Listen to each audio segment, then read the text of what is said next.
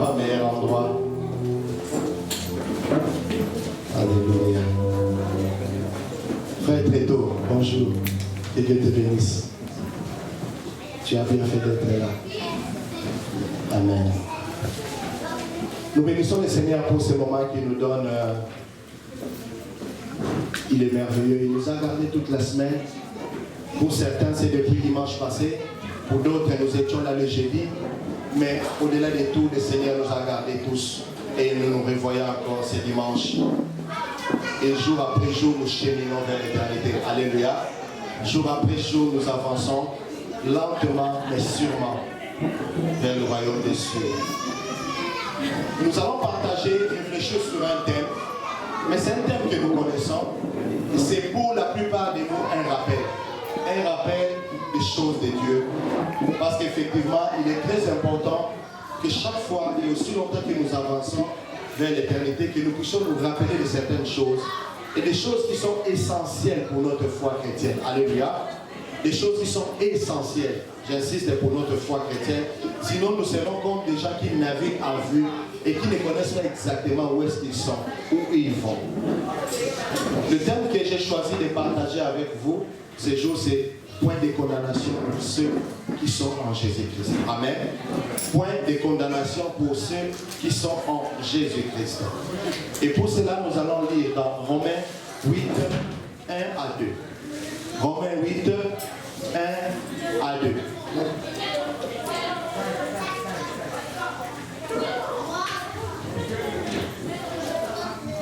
Je disais, nous allons lire dans Romains 8, 1 à 2.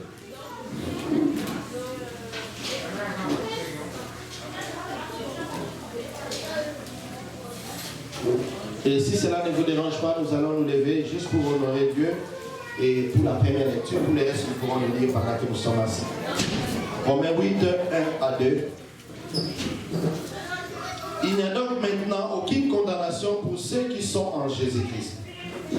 En effet, la loi de l'esprit de vie en Jésus-Christ m'a affranchi de la loi du péché et de la mort. Amen. Merci.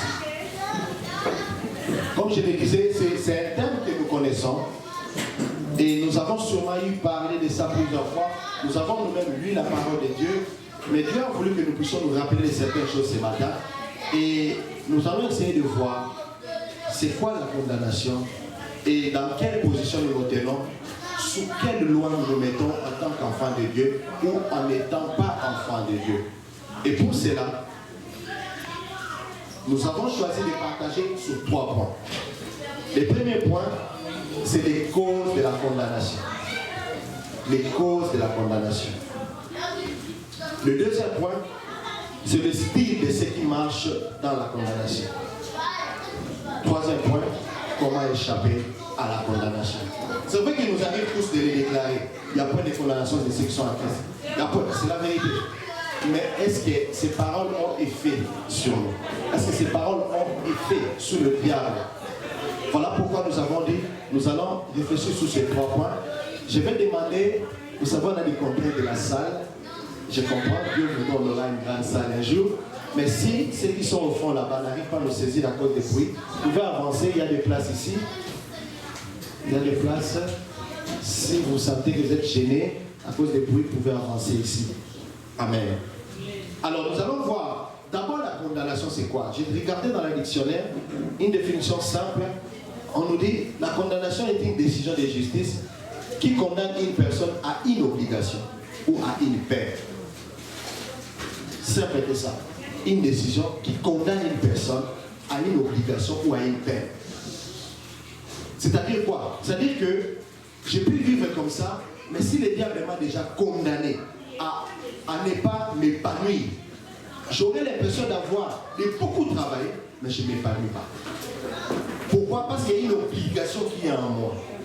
Il y a un pouvoir qui domine sur moi, qui me met sous cette force-là, sous cet environnement-là, où même si je me force, je ne m'épanouis pas. C'est la simple définition. Une décision qui condamne une personne à une obligation ou à une peine. Mais si nous mettons une obligation, ça veut dire quoi? Une mauvaise parole déclarée, cette parole devient un pouvoir sur toi, cette parole devient une obligation pour toi. Et cette parole a effet sur toi. C'est ce qu'on appelle la condamnation. Alors, nous allons voir les causes de la condamnation. Parce que vous voyez, Israël, Dieu s'est résolu de bénir Israël. Il a envoyé quelqu'un à qui il a doté tous les pouvoirs. À Moïse, il dit, va libérer mon peuple des mains des pharaons pour qu'il aille m'adorer. Et chemin faisant, Dieu a remarqué qu'il y avait quelque chose qui manquait. Le peuple était là. Le peuple voyait le miracle de Dieu. Le peuple voyait le merveille de Dieu. Mais le peuple s'égarait aussi de temps en temps. Alléluia. Dieu appelle Moïse dans la montagne. Et il donne à Moïse les 10 commandements. Et même quand il donnait les 10 commandements, nous savons ce qui s'est passé dans le peuple. Le peuple s'est fait un veau d'or. Le peuple a oublié les dieux d'Israël. Qui a sorti de l'esclavage. Le peuple a commencé à adorer quelque chose qui est conçu de main des gens. Alléluia. Et Dieu s'est fâché. Nous allons voir cela tout au long de ces messages. Et à ce moment, Dieu donne à Moïse les lois. Pourquoi? Pour permettre à ce que le peuple puisse marcher comme lui il pense, comme il se doit. Mais derrière ça, Dieu place à chaque loi une condamnation. Comme vous savez, même dans le monde, il y a les lois, mais il y a aussi des peines si on n'obéit pas à la loi. Alléluia. De la même façon, dans la parole de Dieu, de la même façon dans le principe de Dieu, il y a des lois, mais il y a la condamnation rattachée à la loi si on n'obéit pas à la loi. Alors, Dieu savait cela, c'est comme ça qu'il a donné aux enfants d'Israël les lois. Mais bien aimés, nous allons voir que la première cause de la condamnation, c'est le péché. Ça c'est la première, j'en ai énuméré 4 je pense. Peut-être qu'il y en a d'autres, mais Dieu a permis que je puisse en parler de 4, le péché. Et nous allons, si nous lisons dans Ézéchiel 18, 20,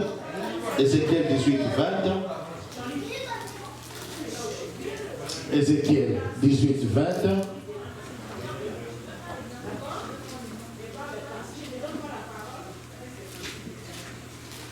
Excusez-moi, on va le trouver rapidement.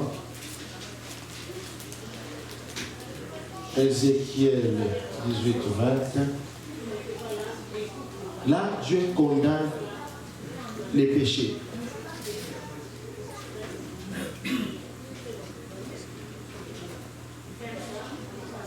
L'âme qui pêche, c'est celle qui mourra. Le fils ne portera pas l'iniquité de son père, et le père ne portera pas l'iniquité de son fils. La justice du juste sera sur lui, et la méchanceté du méchant sera sur lui. Alléluia.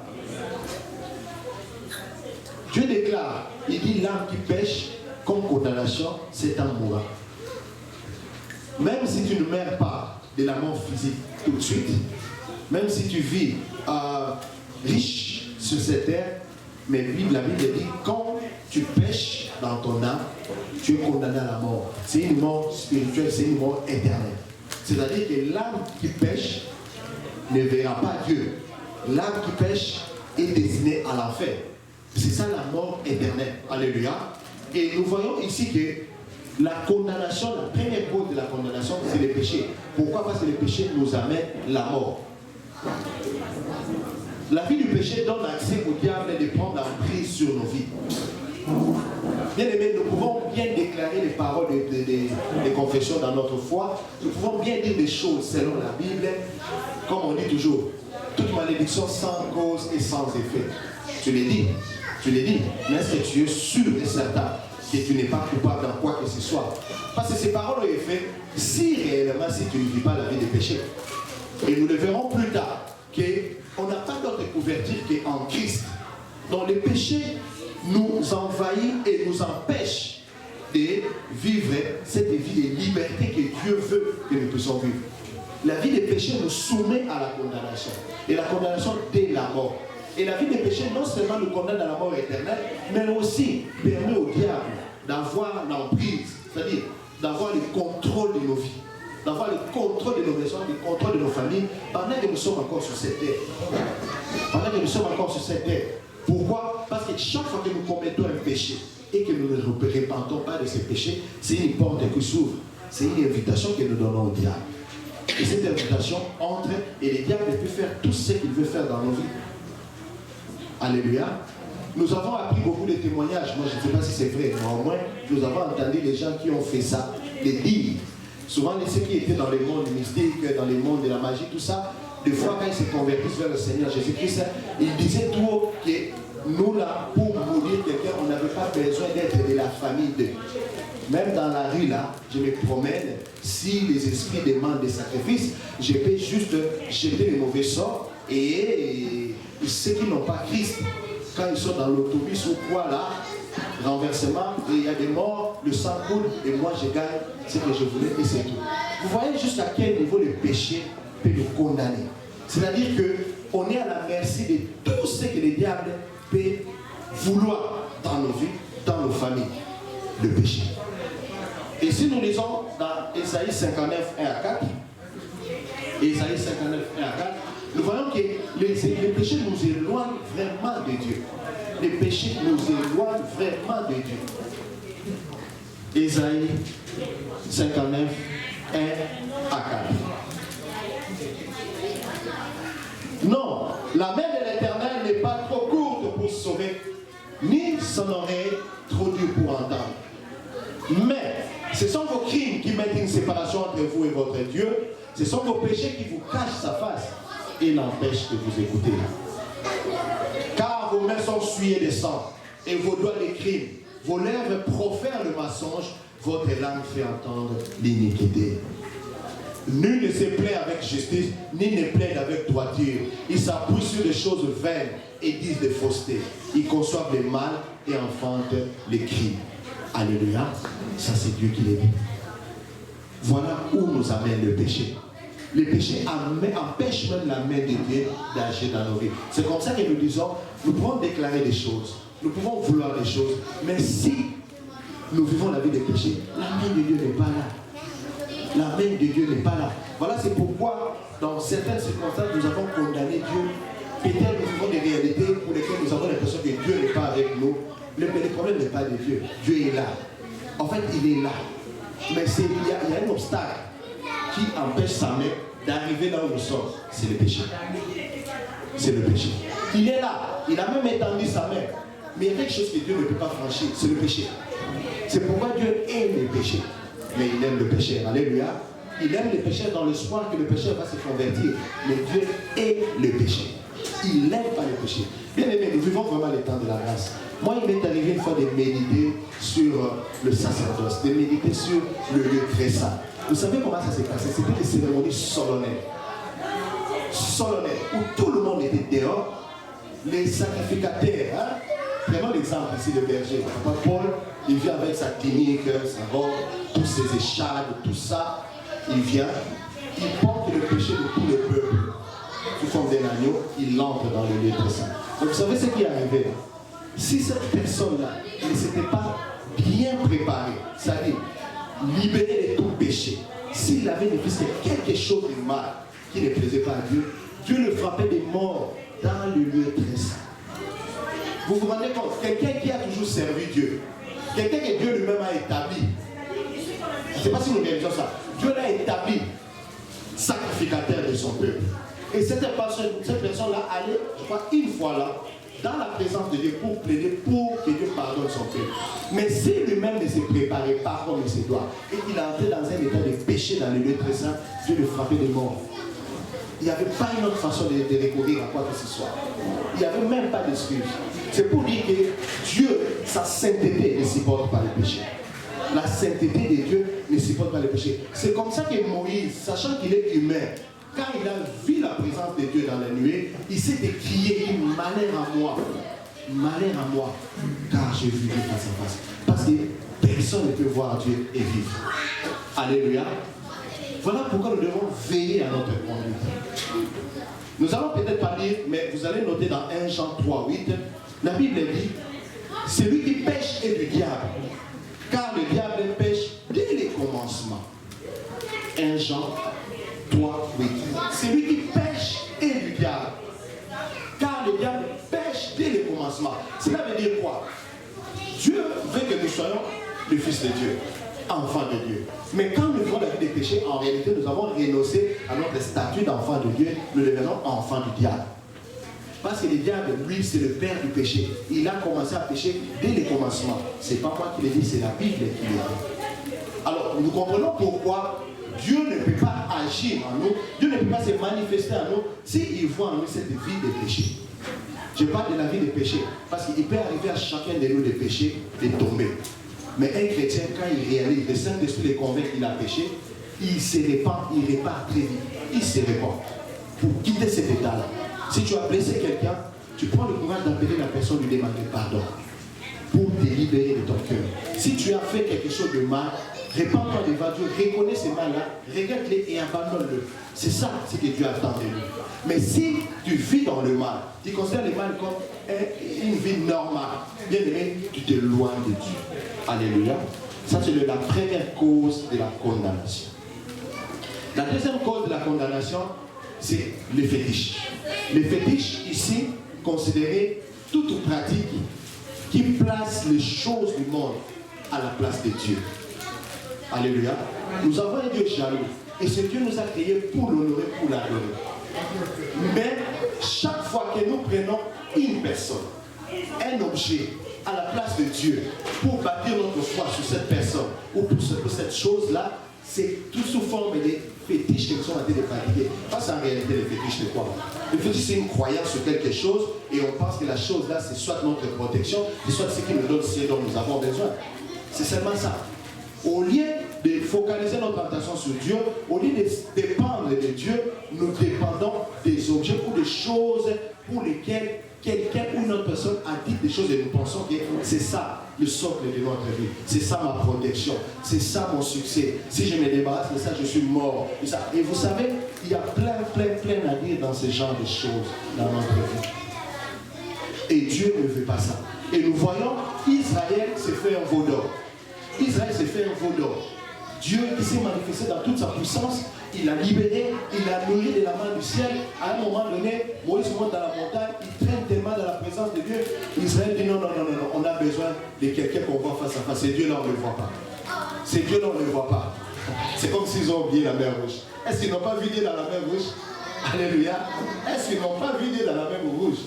Qui a bâti ce miracle qui a empêché l'eau de part et d'autre pendant qu'ils traversaient la mer sec? Ils ont touché le fin fond de la mer. Ils ont marché. Ils ne pouvaient pas voir le bout de ce mur-là invisible qui a retenu l'eau. Est-ce que ce n'était pas Dieu là? Mais il dit non, c'est Dieu là, on ne le voit pas. On veut quelque chose qu'on voit. Pire, ils enlèvent leurs bijoux. Tout ce qui était précieux à eux, ils donnent à Aaron. Ils donnent à l'autre, ils disent non, fais-nous un veau d'or. Fais-nous un veau d'or. Est-ce que nous ne sommes pas en train d'adorer les veaux d'or aujourd'hui? Est-ce que nous ne sommes pas en train d'oublier ce que Dieu venait de faire avec nous? Nous étions en train de pleurer. Nous pleurions. Et un matin, Dieu nous a visités. Et nous étions dans l'allégresse. Dieu a changé notre nom. Il nous a donné notre histoire.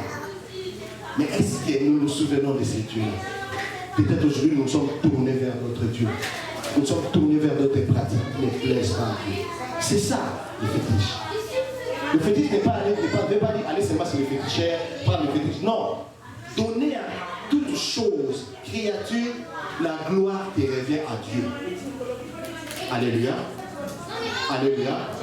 Peut-être que j'adore tellement, je m'adore, je m'aime tellement que je commence à m'adorer. Ça aussi c'est mauvais aux yeux de Dieu. Si j'adore mon épouse, je l'aime plus que Dieu, c'est aussi une façon d'adorer mon épouse.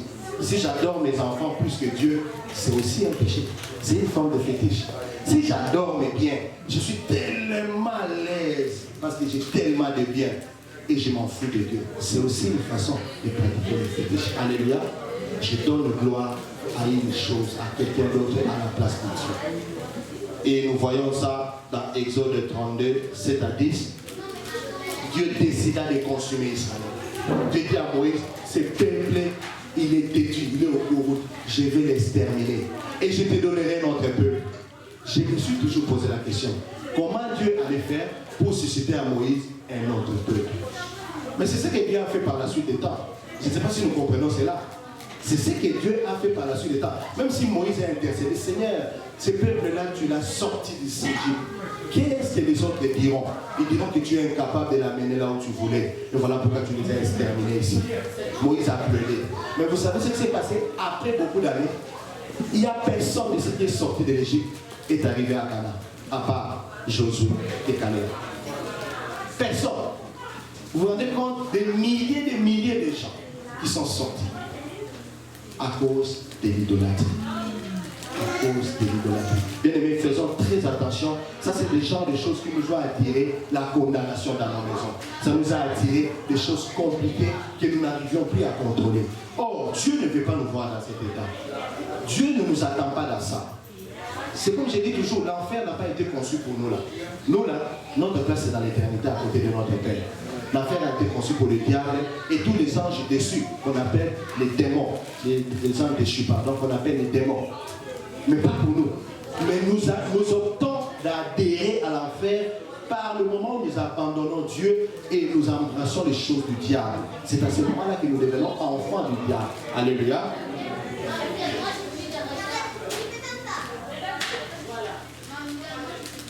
Le troisième élément, c'est les paroles de malédiction ou de condamnation. Les paroles de malédiction ou de condamnation. Bien aimé, il est très important de comprendre que toute parole qui est prononcée contre nous, une parole de malédiction, de condamnation qui est prononcée contre nous, a une efficacité et a une influence sur nos vies. Ça dépend de la position où nous sommes. Si nous sommes en dehors de Jésus-Christ, cette parole a une influence. Cette parole a une influence. D'abord pour deux choses. La première chose, la personne qui prononce cette parole, vous savez, tout a été créé par la parole. Dieu dit que cela soit et cela fut. Il n'y a que l'homme où Dieu a pris le temps de le fabriquer, de le créer avec ses mains et Dieu a soufflé en lui. Mais tout le reste, Dieu a parlé et la chose a existé. Donc, la parole a un grand pouvoir. La parole a un grand pouvoir. C'est pourquoi même nous parents, nous-mêmes, il nous est interdit, il nous est conseillé de ne jamais dire de mauvaises paroles sur ceux qui nous sont chers, nos proches, épouses, époux, enfants, membres de famille. Ne les dis pas. Même si tu les constates, ne les déclare pas. Refuse de les déclarer. Au contraire, prie Dieu pour que Dieu l'aide à sortir de cet état-là. Si tu dis à quelqu'un que toi tu ne réussiras jamais, toi tel que je te vois, tu as envie vraiment de les maudire. Et surtout quand ça vient de quelqu'un comme parent, tu as déjà doté un parent d'un pouvoir. Au lieu de bénir, quand tu déclares comme ça, tu maudis ton enfant. Ne sois pas surpris s'il n'est pas dans Christ, qu'un jour, qu'il soit quelqu'un qui n'avance pas, qui est comme ça, c'est parce que toi tu as prononcé une parole à l'époque. Alléluia. La parole de malédiction ou de condamnation. Il y a des gens, toi on va voir. Et puis toi tu considères ça comme de la blague. Ah, qu'est-ce que je veux voir? Tu t'en vas. Tu ne pries pas. Tu n'es pas dans le Seigneur. Mais on va voir, là, ça résume tout. Alléluia. Tu ne sais pas ce que lui, spirituellement, il a été de concevoir dans sa tête contre toi. Les combats spirituels, c'est une réalité, bien aimé. Alléluia. Alors, nous devons faire un effort de veiller à tout ce que nous écoutons et à tout ce qui nous arrive. Nous ne sommes pas obligés d'accepter tout ce qu'on nous dit. Il y a parfois des slogans, quelqu'un est habitué à déclarer des slogans. Et toi, tu embrasses ces slogans-là juste par plaisir. Juste par plaisir. Mais tu ne sais pas ce qui est caché. Il y a tout un esprit qui est caché derrière les slogans-là. Vous voyez? Quelqu'un qui dit, ah, nous là vraiment, on est mort. Parce que tout le monde a l'habitude de dire, on est mort. Pourquoi? Parce que bon, quand on est trop fatigué par le travail, on peut dire, on est mort. Mais toi, enfant de Dieu, est-ce que tu es obligé de répéter ces phrases-là? Ah, nous là, on est mort là. Non, ça c'est pas à toi. Même si tout le monde meurt, toi Dieu te renouvelle chaque matin. La Bible dit, la bonté de l'Éternel se renouvelle chaque matin. Même si tu étais épuisé, tu n'avais même plus envie le matin d'aller au travail. Pourquoi le matin tu te réveilles et tu vas au travail? Parce que la nuit, à l'aurore, le Seigneur t'a renouvelé. Il a renouvelé la force. Il a renouvelé la force. Il t'a donné encore le moyen d'aller travailler. Parce qu'il dit qu'il ne travaille pas, ne mange pas. Alléluia. Alors nous devons veiller aux paroles. Les paroles de malédiction n'ont pas d'efficacité sur nous que si nous sommes en Jésus-Christ. Alléluia. Mais si nous sommes en dehors de Jésus-Christ, bien aimé, ça nous rattrape. Ça va nous rattraper d'une façon ou d'une autre. Parce qu'il y a une influence démoniaque derrière toutes ces paroles-là. Et surtout quand ça vient de quelqu'un qui est déjà dans ces pratiques-là, qui est dans le monde de la mystique, qui te jette de mauvais sorts, ça va t'atteindre. Je le disais tout à l'heure, des témoignages de ceux qui jetaient des mauvais sorts sur les rues et qui attrapaient n'importe qui. Leur barrière, c'était seulement le sang de Jésus-Christ. Quand tu n'es pas couvert par le sang de Jésus-Christ, tu étais ramassé. C'est comme ça que vous verrez, les gens se promènent, ils vont là-bas, on est dans un stade et un mur s'écroule et il y a des morts. Oui, il peut y avoir, c'est un accident. Mais n'oubliez pas que le monde spirituel dirige aussi le physique. Alléluia. Donc, le parole de condamnation, ça peut être aussi la cause de notre condamnation.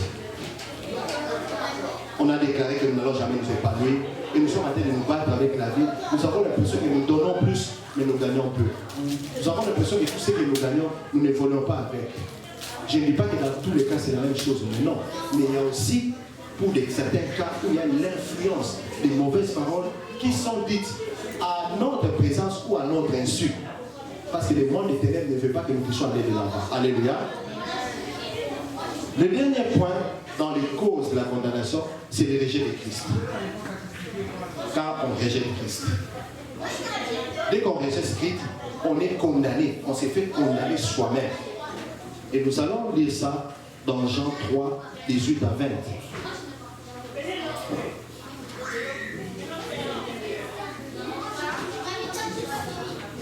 Jean 3, 18 à 20. Ici, la Bible dit, celui qui ne croit pas en Jésus-Christ est déjà jugé. Parce qu'il n'a pas cru au nom du Fils unique de Dieu. Il est déjà jugé. C'est-à-dire le fait que tu rejettes Christ, que tu refuses que Christ conduise ta vie, tu te fais toi-même déjà juger par la loi de la parole de Dieu. Pourquoi? Parce que Christ, il est venu pour nous mettre dans la loi de la parole et de l'Esprit de Dieu, en Jésus-Christ. Mais toi, tu acceptes, nous acceptons de rester du côté de la vie de ce monde. Donc, on rejette Christ, on ne veut pas suivre ce que Christ veut. Nous nous faisons juger nous-mêmes par notre façon de pratiquer. Celui qui croit en lui n'est point jugé. Mais celui qui ne croit pas est déjà jugé parce qu'il n'a pas cru au nom du Fils unique. Alléluia. Donc le fait de rejeter Christ nous soumet déjà à la condamnation. Et comme j'ai expliqué dans beaucoup d'exemples ici, que le fait qu'on ne croit pas en Christ ouvre la porte au diable de se jouer de nous. D'arracher tout ce que Dieu nous a donné et de confisquer notre vie et de nous faire mener une vie dure où il nous fait croire comme si Dieu n'existait pas. Oh, Dieu existe. Il nous fait croire comme Dieu n'agit pas. Oh, Dieu agit. Alléluia. Voilà les 4 causes. Il y a peut-être, il y en a d'autres. Mais les 4 causes qui font que nous soyons sous la condamnation. Bien aimés, pendant que nous évoluons avec ces messages, est-ce que nous pouvons nous examiner?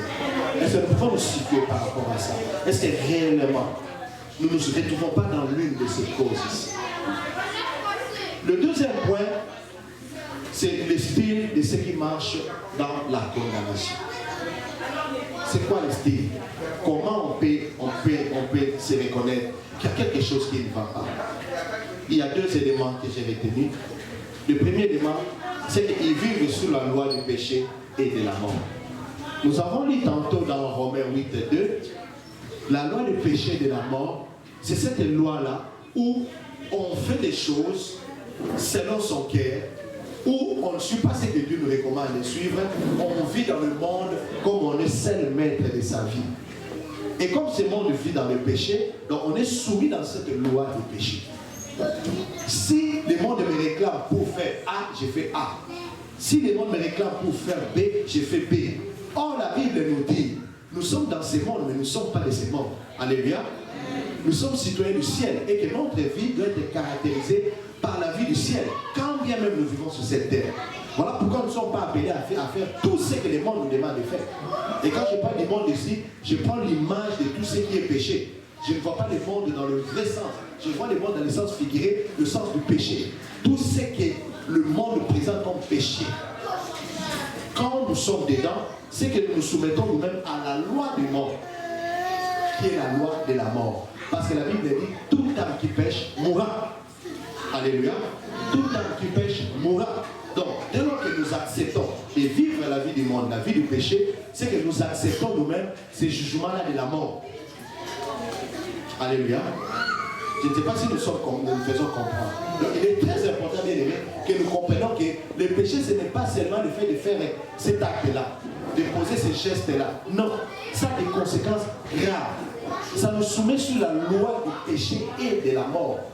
Et cette loi-là, il a déjà établi quelle condamnation est rattachée à la loi du péché. C'est la mort. Et si nous ne nous répandons pas, c'est que nous sommes morts. En fait, spirituellement, nous sommes morts, mais aussi aussi, ça peut avoir des conséquences même sur notre vie physique. Des mauvaises conséquences. Parce que le diable ne va pas nous laisser tranquille, va vraiment nous troubler. Alléluia. Le deuxième point.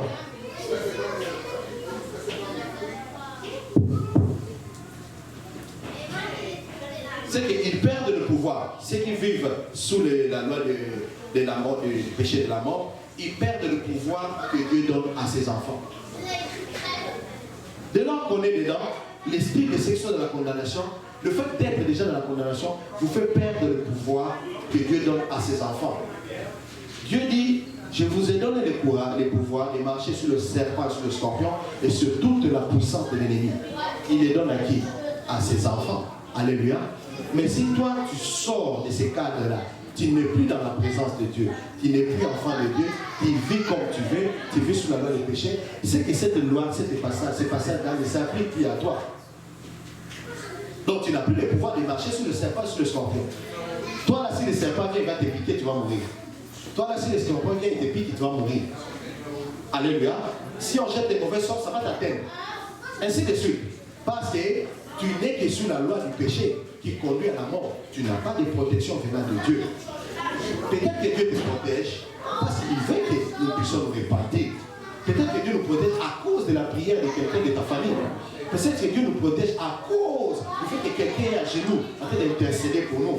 Dieu arrose et nous laisse le temps de nous repentir. Mais croyez-moi bien aimé, il y a une faire toute chose. Il y a une faire toute chose, comme on dit, on ne se voit pas les dieux. C'est que l'homme aura sémé, il les moissonnera. Il les moissonnera. Et on ne moissonne pas seulement quand on va aller au ciel, mais on moissonne déjà ici. Tu vas les moissonner même ici. Voilà pourquoi nous devons faire un effort de quitter cette vie. De quitter cette vie, parce que Dieu n'est pas d'accord avec ça. Alléluia. Comment échapper, le troisième point, comment échapper à la condamnation? Comment échapper à la condamnation? C'est très simple. Comme nous l'avions dit, c'est être en Christ et l'accepter comme Seigneur et Sauveur. Alléluia. C'est être en Christ et l'accepter comme Seigneur et Sauveur. Nous l'avions dit et nous le disons encore, le chemin de Dieu, ce n'est pas un chemin facile. C'est un chemin qui nous demande de la discipline. C'est un chemin qui nous demande de la retenue. C'est un chemin qui nous demande des sacrifices. C'est à ça qu'on est appelé. Alléluia. Un athlète, c'est un athlète. Ce n'est pas n'importe qui. Il ne mange pas n'importe quoi. Il respecte les heures de sommeil. Il ne boit pas n'importe quoi. Ainsi de suite. C'est ça la vie des athlètes. Alléluia. Je suivais encore la CAN il n'y a pas longtemps à la Coupe d'Afrique des Nations. Il y a un grand joueur que j'aime voir jouer, les Gabonais au Bameyang, qui a été sanctionné. Il n'a pas joué, je crois, le premier match de Gabon à la CAN, parce qu'on disait qu'il n'a pas respecté, il est parti à la boîte de nuit et il est rentré tard. Je ne sais pas si c'est vrai, mais c'est ce qu'on suivait. Et pour raison de discipline, on a empêché de jouer le premier match. C'est le meilleur joueur de Gabon. Le meilleur joueur. C'est pour dire que quand on veut quelque chose, on doit se soumettre à la discipline, à ce que la chose fait. Si on est en Christ, on doit accepter de vivre la vie de Christ. Alléluia. On doit accepter de vivre la vie de Christ. Quel que soit le prix que ça va coûter, nous devons accepter de vivre la vie de Christ. Si on est en Christ, on doit accepter de vivre loin des péchés. Quel que soit ce que le péché là peut nous présenter comme opportunité, nous devons accepter de s'éloigner du péché. Et c'est dans ces cadres-là. Et c'est comme ça que nous devons échapper à la condamnation. Dans 2 Corinthiens 5, 17, 2 Corinthiens 5, 17, nous allons voir ce qui est écrit dedans. Parce que si nous sommes en Christ, il n'y a plus de condamnation, comme dit la Bible.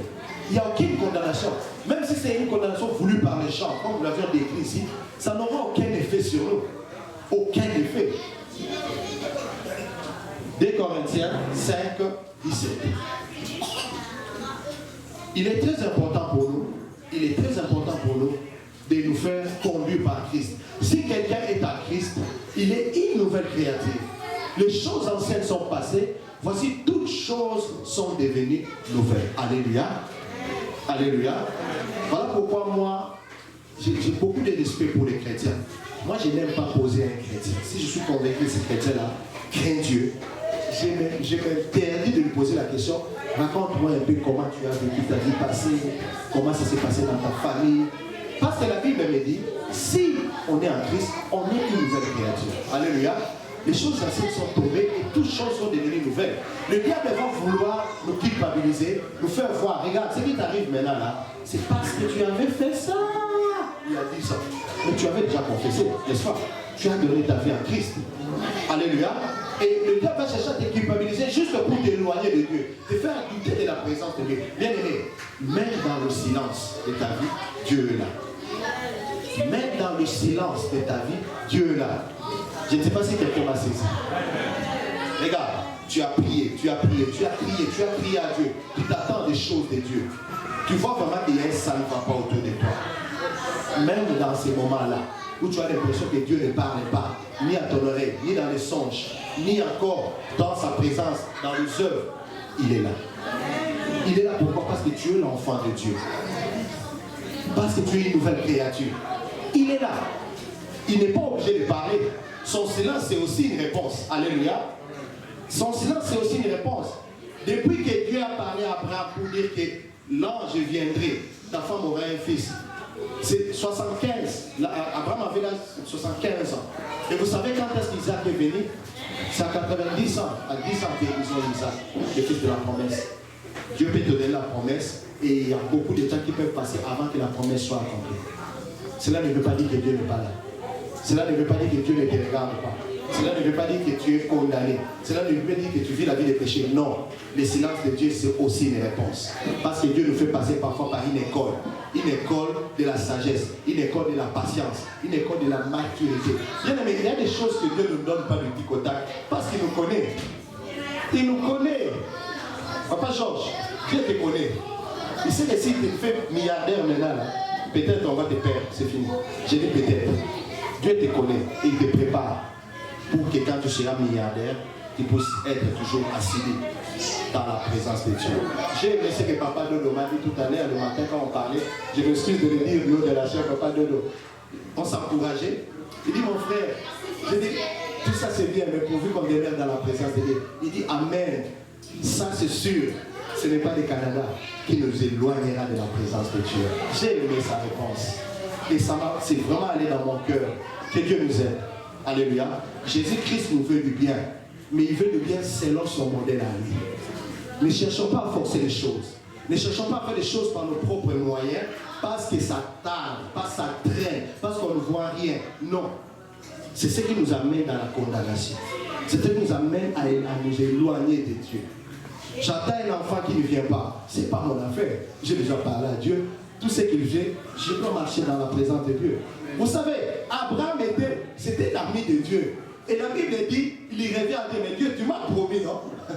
Tu m'as dit que j'aurais un fils. Dieu lui dit, Dieu ne lui répond même pas par rapport au fils. Pour lui dire, non, non, c'est tout bien. Il dit, non. Abraham, marche devant ma face et sois intègre. C'est la réponse de Dieu à Abraham. Marche devant ma face et sois intègre. Le reste, ça ne te concerne pas, ça me concerne moi. Marche devant ma face et sois intègre. Combien de fois nous abandonnons la foi, bien-aimés, à cause des choses qui tardent, des choses que nous attendons qui n'arrivent toujours pas. On a l'impression d'être pressé de tous côtés. J'ai aimé les chansons de tout à l'heure. Jésus soit les piliers de ma vie. Bien-aimé, quand Jésus est les piliers de ta vie, même si tu as l'impression d'être au bout de tes forces, Dieu est là. Vous savez, Samson était au bout de ses forces. Il ne croyait plus. Il n'avait plus des yeux. Il dit, Seigneur, j'ai fait une prière avant de mourir. Si tu peux permettre que je meure avec ce Philistin qui t'ont humilié. Si tu peux permettre. Et Dieu lui a dit, je te le permets. Et Dieu a donné à Samson la force. Est-ce que vous voyez un homme toucher le pilier qui tient tout un bâtisse? Papa Pierre, je ne sais pas combien ça pesait en termes de tonnes, en termes de poids. Et un homme avec les os humains qui tient comme ça, qui les pousse, et puis ça écoule tous les stades. Je ne sais pas, il n'y a que la main de Dieu qui peut faire ça. Bien aimé, sois patient. Reste en Christ, demeure en Christ. Écoute ce que Dieu te dit. Reste là où tu es. Dieu te voit, il te connaît, même dans le silence. Il te connaît. Il te connaît. Du reste, ce n'est pas pour rien qu'il te garde en vie. Du reste, ce n'est pas pour rien qu'il est avec toi. Tu rentres du travail fatigué, épuisé. Dieu voit, il connaît. Il va continuer à te renouveler. Parce que la Bible dit, ceux qui espèrent à l'Éternel renouvellent leur force. Il va continuer à te renouveler. Tu ne mourras pas. Tu verras la gloire de l'Éternel. Tu ne mourras pas. Le monde n'aura pas de mots pour se moquer de toi. Parce que tu es l'enfant de Dieu. C'est ce que les diables cherchent à nous faire oublier. Et il veut nous amener dans des chemins raccourcis pour perdre l'essentiel. Tu auras des choses sur cette génération et tu auras des choses pour l'éternité. Tu vas gagner doublement. Et par là, ceux qui cherchent les chemins raccourcis auront peut-être des choses ici-bas, mais ils vont passer leur éternité en enfer. Alléluia. Je ne sais pas si quelqu'un comprend ce que j'ai dit. La deuxième chose pour échapper à la condamnation, c'est se placer sous la loi de l'Esprit de Dieu en Jésus-Christ. Je l'ai dit tout à l'heure, hein, l'esprit de ceux qui sont sous la condamnation, c'est que par le péché, ils sont sous la loi de la mort. N'est-ce pas? Ils sont sous la loi de la mort, je l'ai expliqué. Mais si tu veux échapper à la condamnation, tu dois vivre sous la loi de l'Esprit de Dieu en Jésus-Christ. Bien aimé, il n'y a pas de porte. Il n'y a pas de porte. Jésus-Christ est la porte qui mène au ciel. C'est la porte qui nous amène vers Dieu. Jésus-Christ. Et il a dit, il m'est avantageux que je m'en aille. Jésus est parti, mais il y a son esprit qui est là. N'est-ce pas, Papa Pierre? L'Esprit de Dieu est là. L'Esprit de Dieu est agissant. Nous devons juste nous placer sous cette loi de l'Esprit. Où il n'y a plus de condamnation, où il n'y a plus de mort. La loi de l'Esprit écoute l'Esprit. Alléluia. La loi de l'Esprit écoute l'Esprit. Tu ne peux plus réfléchir comme tout le monde réfléchit. Même si tu attends des choses, avant de réagir, rentre en toi et dis quelle est la loi de l'Esprit. Alléluia. La loi de l'Esprit devient notre boussole. La loi de l'Esprit devient notre dictionnaire. On agit vite comme on doit agir. Même si dans la famille, là, on t'appelle, on te donne un rapport. On te connaît. Toi, quand tu parles, tout le monde s'était. Il faut vraiment appeler et crier sur cette personne-là.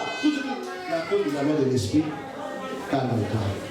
Tu te calmes d'abord. Tu dis, qu'est-ce que Dieu me dit? Qu'est-ce que j'ai fait dans cette situation? Alléluia.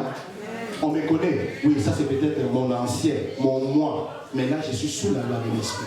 Ce n'est plus ma force là d'autorité. Non, ça c'est plus la loi de l'Esprit.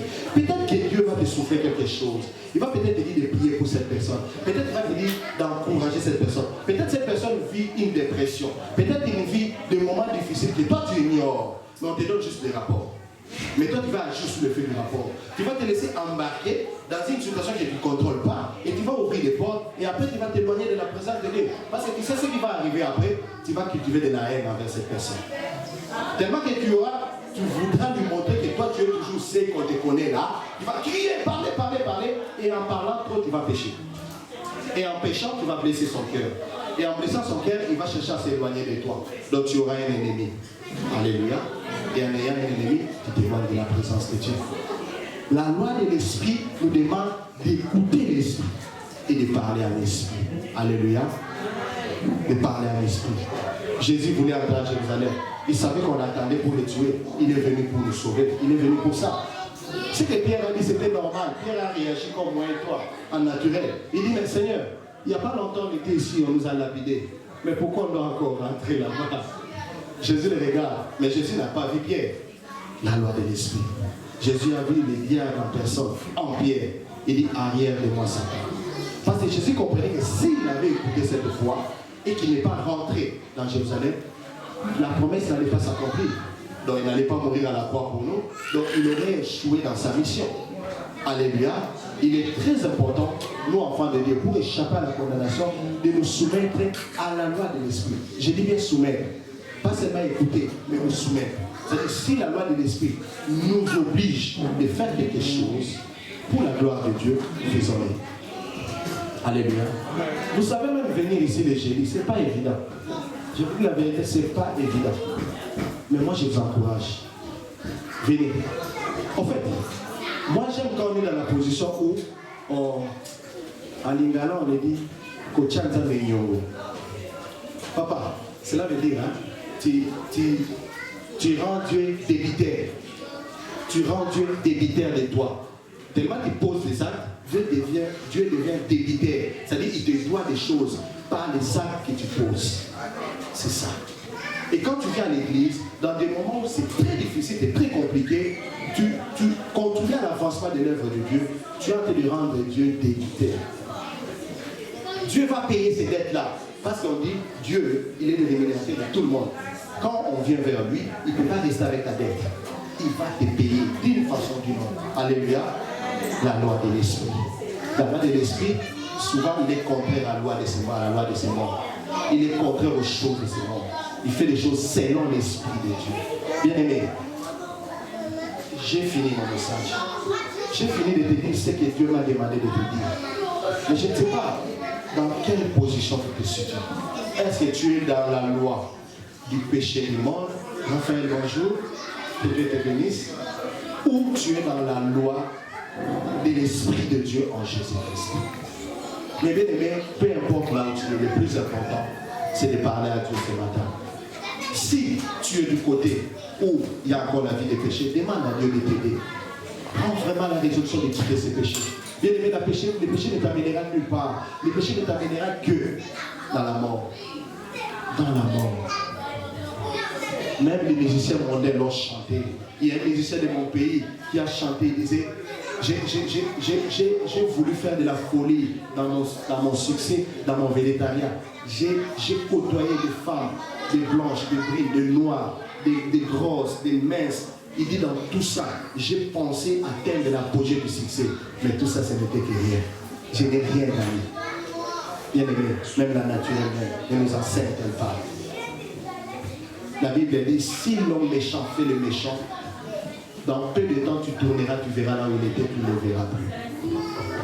Il est temps. Dieu nous donne encore ce temps de nous repentir. Dieu nous donne encore ce temps de nous abandonner à lui, de nous soumettre à la loi de l'Esprit de Dieu en Jésus-Christ. Et c'est là où se trouve notre bonheur. C'est là où se trouve notre bénédiction. C'est là où se trouve notre épanouissement. Nous allons éviter des choses ici-bas et nous serons heureux pour l'éternité au ciel. C'est la vie que Dieu nous attend. Il veut que nous prospérons à tous égards, comme prospère l'état de notre âme. Est-ce que notre âme prospère? Est-ce que notre âme est appelée de prospérer? L'âme ne prospérera que sous la loi de l'Esprit de Dieu en Jésus-Christ. Nous allons fermer nos yeux. Si cela ne nous dérange pas, nous allons nous lever. Et nous allons prier, parler à Dieu.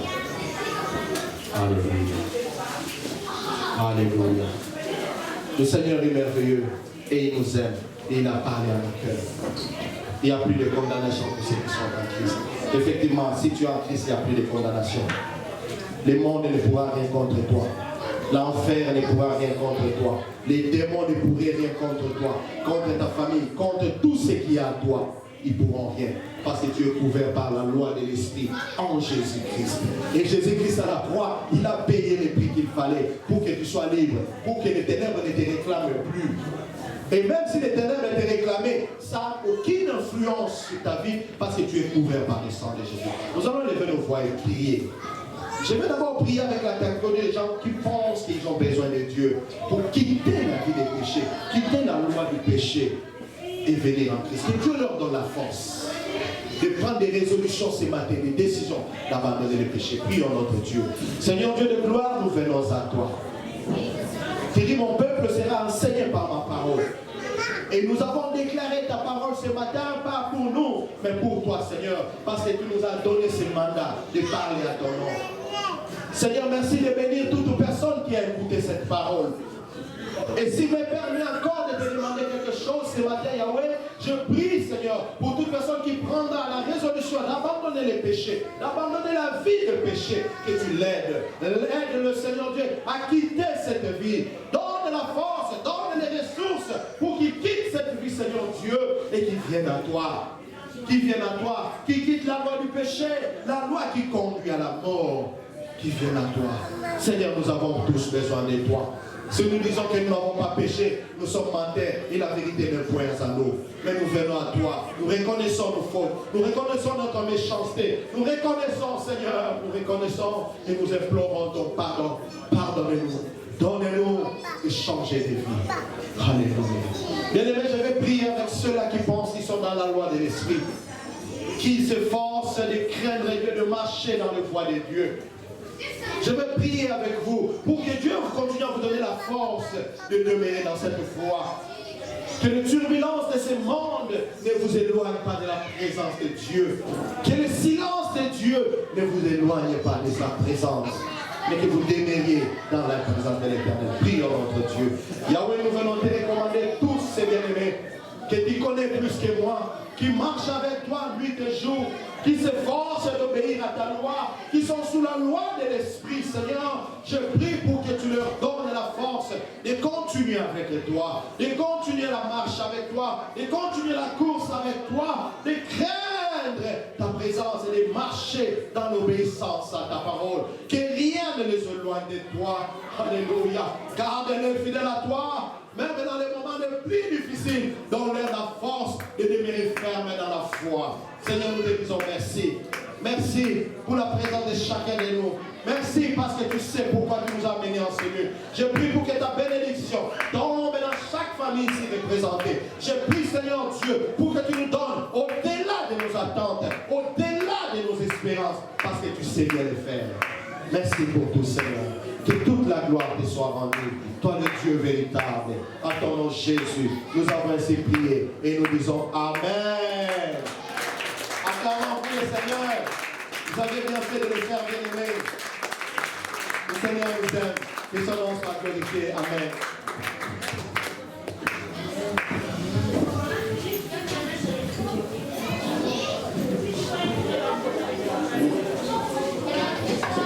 Nous sommes arrivés vers la fin. On va prendre cette fois-ci les offrandes. On va juste prier pour les offrandes. Je vous invite à incliner vos têtes pour prier pour les offrandes. Père éternel, d'abord je viens te remercier pour cette belle parole que tu nous as donnée. Merci parce que tu as parlé à nos cœurs. Merci parce que Seigneur, tu nous as encore enseigné par ta parole. Donne-nous Seigneur d'être transformés Seigneur par ta parole et de grandir Seigneur par rapport à ce que tu nous as dit. Père éternel, je te recommande les offrandes Seigneur que nous allons t'offrir Père. Reçois-les Seigneur Dieu de gloire comme notre signe Seigneur Dieu de gloire, comme ce que nous voulons te donner Père. Merci pour tout au nom de Saint Jésus-Christ qui est notre Seigneur et Sauveur. Amen. Ok, pour les communiqués, nous avons quelques communiqués qu'on donne toujours. C'est les programmes de la semaine qui sont les suivants. Il y a le lundi et le mercredi, nous avons prière sur Zoom.